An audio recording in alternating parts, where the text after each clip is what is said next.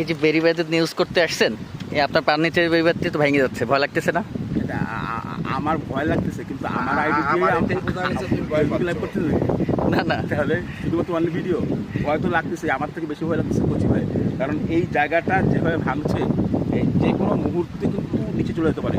আশ্চর্য বিষয় হচ্ছে দুপুর 12টায় আমরা যেখানে দাঁড়ায় লাইভ করছি, যে জায়গাটার উপর দাঁড়াইছিলাম সেই জায়গাটা এখন আর নাই। কচি ভাই বারবার বলতেছিল যে এই জায়গাটায় লাইভ করা আসলে মানে বেশ ঝুঁকিপূর্ণ। আমরা ওখানে লাইভ করেছি, কিন্তু জায়গাটি ওইখানে, ওই জায়গাটি এখন আর নাই।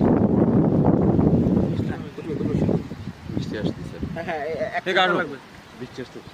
আমি আমার পূর্ব অভিজ্ঞতা থেকে বলছি যে ভাঙনের পূর্ব যেরকম দেখা যায় ঠিক এই বাঁধটার অবস্থা সেরকম। যে কোনো মুহূর্তে আমি এলাকার লোকজনের কাছে শুনছি এই বাঁধ ভেঙে গেলে রুবেল ভাই যেখানে দাঁড়িয়ে আছে বা আমি যেখানে দাঁড়িয়ে আছি আমরা 40